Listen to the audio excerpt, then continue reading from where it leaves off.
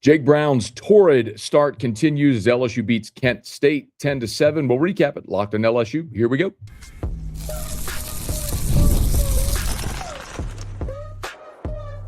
You are Locked On LSU, your daily podcast on the LSU Tigers. Part of the Locked On Podcast Network, your team every day.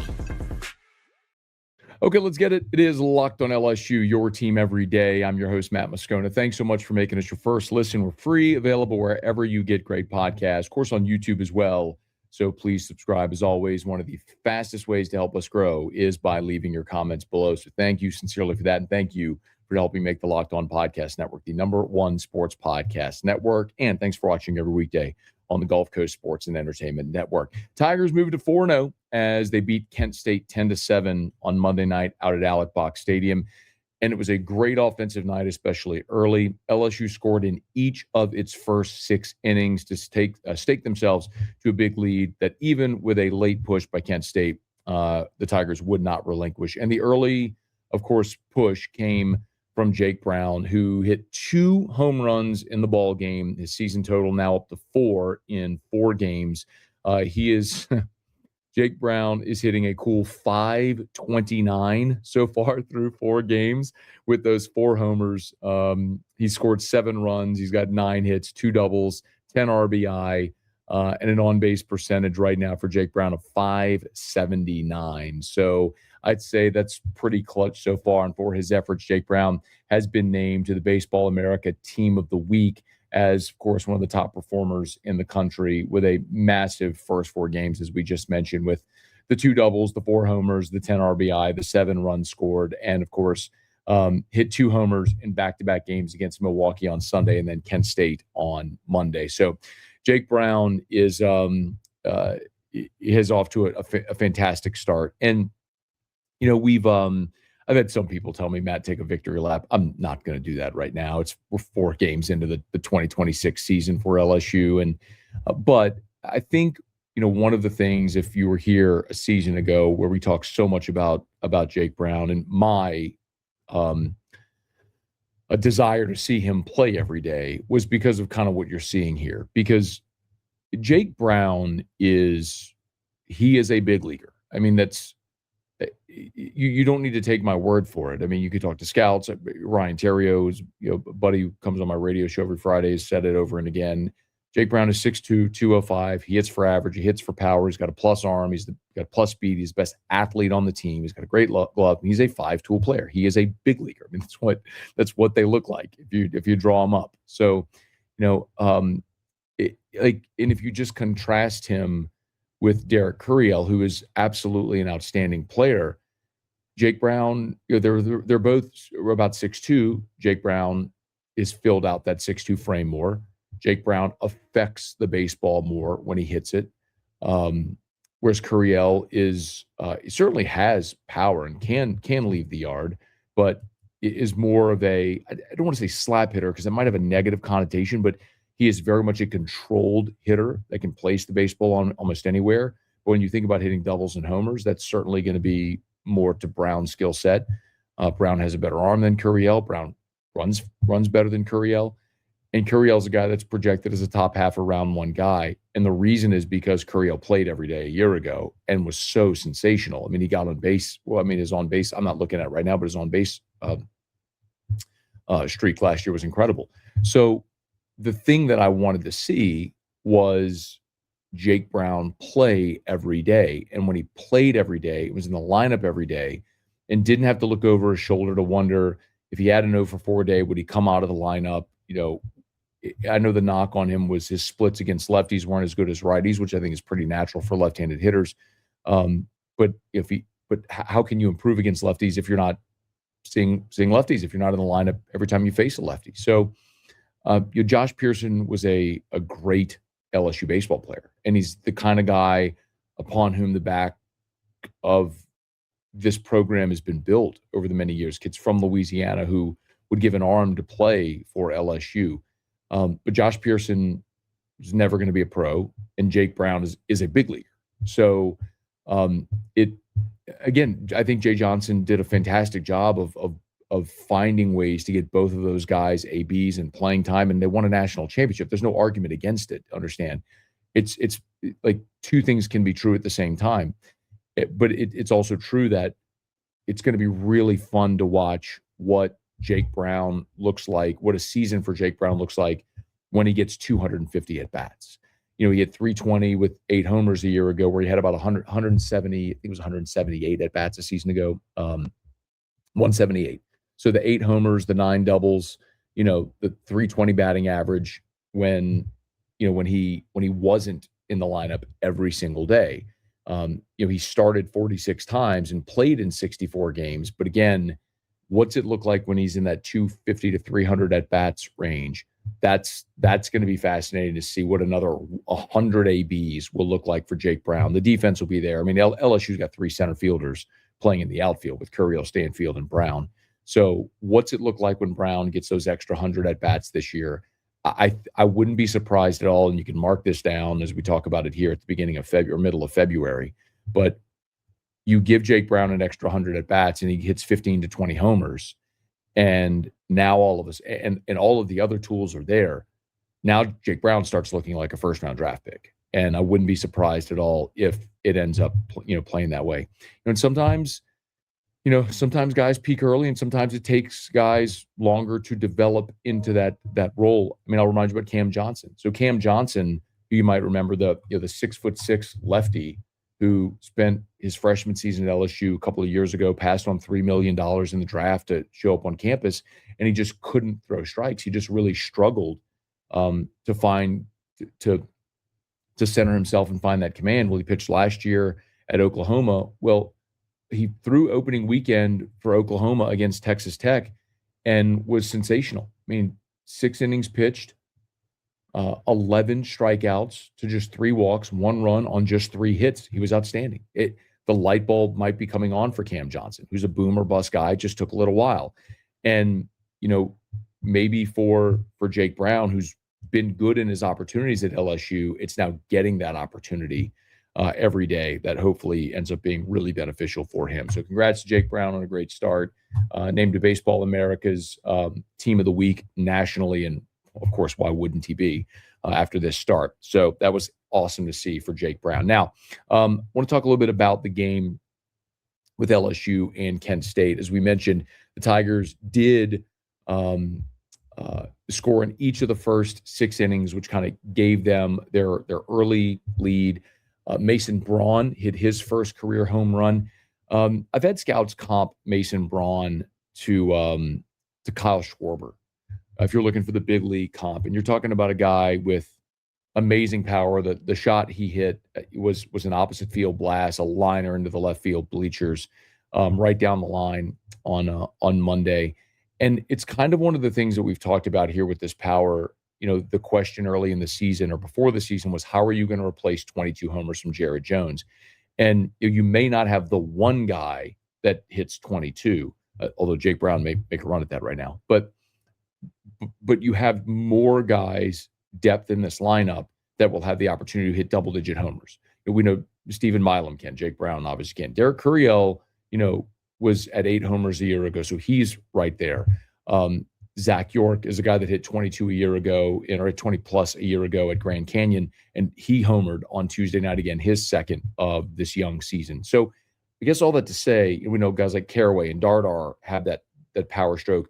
Aaron Beatty has already homered this year. The point is, you may not have the one guy that's going to hit 22, but you're going to have guys throughout the lineup that can hurt you. So there's nowhere really for an opposing team or a pitcher to hide or try to challenge hitters, because any one of these guys can leave the yard. You saw that again on Tuesday against Kent State. I also think it was interesting to see how versatile this offense can be.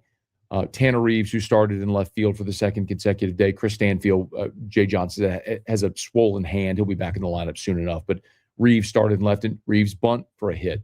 And we've talked about Seth Dardar, who's got a couple of homers early in the season. He walked 3 times in the game. The 2 guys, 7 LSU players that were in the starting lineup scored a run. The two that didn't score were Kate Beatty and Trent Caraway, and both of them drove in a run. So you're getting productivity 1 through 9 in this lineup, and even with your depth. So all that has been fantastic to see so far. And of course, the Tigers did find a way to get the win to move to 4-0. Now, I do want to talk a little bit about the pitching so far in the early going and what we saw from Newt and from Guidry and from the guys that we saw run out there on Tuesday night against, on Monday night against Kent. So let me grab a quick break so I stay on time and get all my elements. We'll come back. We'll talk pitching next. It is Locked on LSU, your team every day. This is Mazda's moving the game forward for those who show there's more to the score than what's on the screen. And how can we go anywhere other than the aforementioned Jake Brown? Brown's homered 4 times in 4 games, back-to-back games with multi-homers. He's leading LSU, hitting .529, and was named to Baseball America's Team of the Week nationally. And why wouldn't he be? It's been a phenomenal start to the season for Jake Brown. And when you look at the way that he's played, it raises the bar. It's that extra work off the field. When you dial in every detail, you give it the extra fire, all the grit that goes along with it. Mazda puts that same passion into every model. Highlights make the reel. What it took to get there makes it count. There's more to a Mazda because there's more to you. We're also brought to you by FanDuel. You ever want to experience the NBA Finals live and in person? Who wouldn't? FanDuel is giving you the chance to turn that dream into reality with their NBA sweepstakes. So here's how it works. Use your profit boost on any NBA future, and you'll automatically be entered for a shot to win an NBA Finals trip for 2. That's right. Flights, tickets, the whole experience. If you're already looking at the board, thinking about which team can make a deep run, this is the perfect time to lock it in. And I love futures, especially this time of year, whether it's picking the team to win it all, maybe conference championship. It adds an extra layer of excitement to every game that you're watching down the stretch. So visit FanDuel.com to get started. Use your profit boost on an NBA future and get entered for your chance to win a trip to the NBA Finals. Play your game with FanDuel, an official sports betting partner of the NBA. And finally, we're brought to you by Indeed. Workplace chaos, deadline stacking up, inbox overflowing, and the one position you have to fill is sitting open.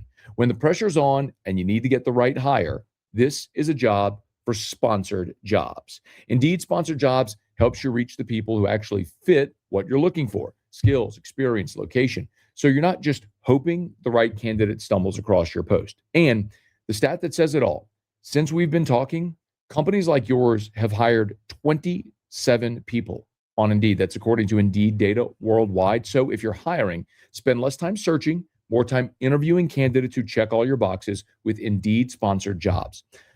Again, listeners of this show will get a $75 sponsored job credit to help get your job the premium status it deserves at Indeed.com/podcast. Just go to Indeed.com/podcast right now and support our show by saying you heard about it on Indeed on this podcast. Indeed.com/podcast. Terms and conditions apply. Need to hire? This is a job for Indeed sponsored jobs. Jaden Newt got the ball for LSU as the first midweek starter, and Newt was okay.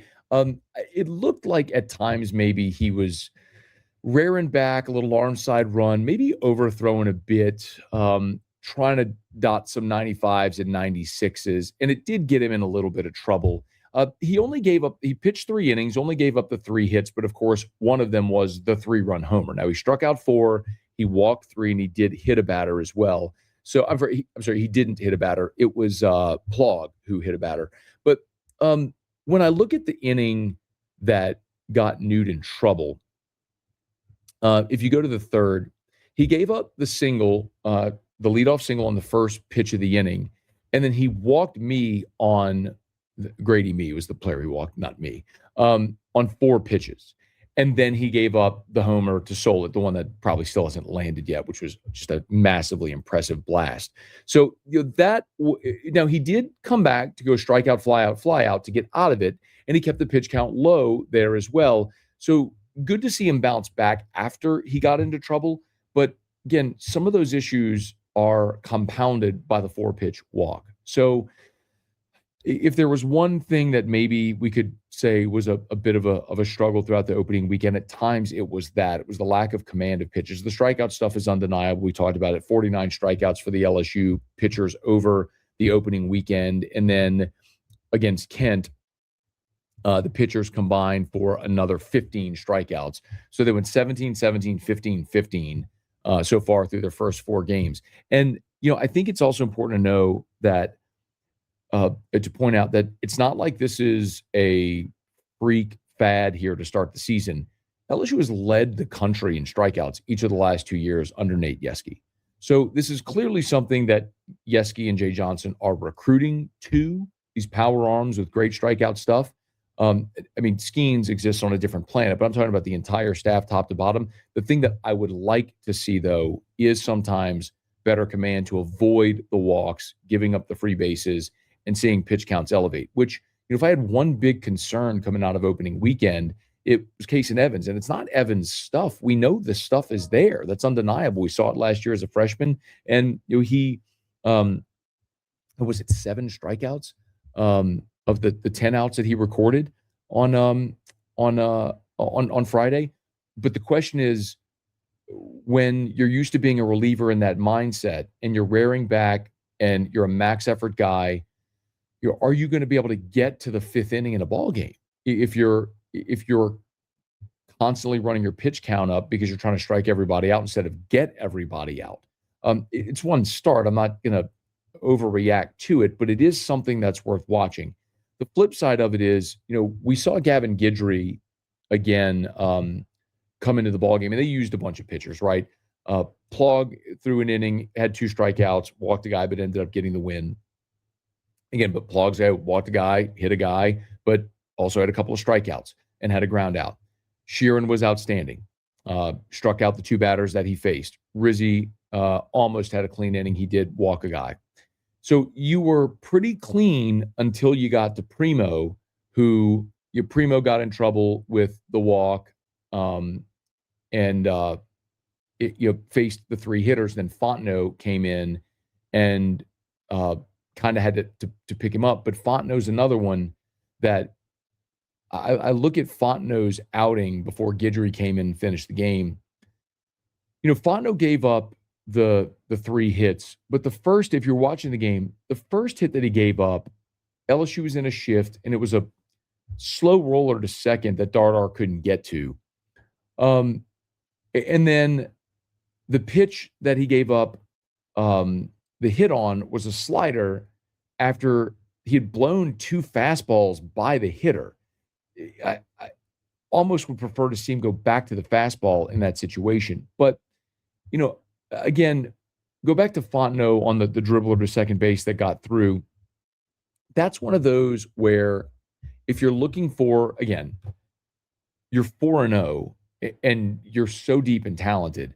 So I don't mean for this in any way to come across as criticism or pointing out the negative, because there's very little negative to talk about with this team.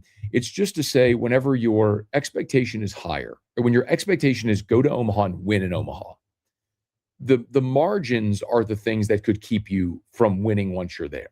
So what are the things that you need to improve upon? Well, you want to see some of your starting pitchers keep their pitch count low so they can extend deeper in the game. I think that's fair for Evans and for Schmidt. Defense at second base. You saw in the 3 games over the weekend, Jay Johnson started 3 different players at second base over the opening weekend of the ballgame. Now, Dardar, who has hit a ton so far, got the start on Monday, and they want to get his bat in the lineup. They need to keep his bat in the lineup, clearly. But is he a liability at second base? Like, something I could see happening is Dardar becomes your starter at second baseman, Caraway at third. Reeves becomes sort of a platoon guy, could DH some. But Jack Ruckert likely becomes your late inning defensive replacement. So after Dardar hits in the late innings, if you have a lead, Ruckert goes in there as your defensive replacement. We saw that a couple of times over the weekend on Friday and on Sunday against with Milwaukee coming in. So I think that's something you could see regularly from this team if that's the way that they start to work it out. So something worth keeping an eye on. But the defense at second base as they continue to rotate and platoon will be an interesting watch there as well. And we'll keep an eye on Chris Stanfield when he comes back in left from that hand injury. Worth noting that it's been Tanner Reeves who started in left field the last 2 games with Chris Stanfield out. So just a couple things worth keeping on. And how could we wrap up the episode talking about the Kent State game without talking about Big Papa? Zach Yorke, not only with a homer, but also a stolen base, much to the delight of the crowd, which was awesome to see. I mean, it's beautiful read. He got a secondary lead. Ball went in the dirt. He took off, slid into second base. He will be a fan favorite, as we've talked about here for a while. It is uncommon to see a guy that big, shaped the way he is shaped, but to be as effective as he is awesome. Teammates seem to love him too so far in their early going. So Tigers moved to 4-0 after their 10-7 win over Kent. They'll be off on Tuesday. They'll be back at it on Wednesday with Nichols coming to Alec Box Stadium. And we'll be talking about it right here on Locked on LSU. So do me a favor, please smash that like button, subscribe to the channel. Facebook, like the page. Nope, we're not on Facebook. If you're on YouTube, smash the like button, subscribe to the channel. If you're on podcast, that's what I meant to say. If you're on podcast, please subscribe on your favorite podcast app. And be sure to let a friend know that if they love the Tigers, we got you every single day for Locked on LSU, your team every day.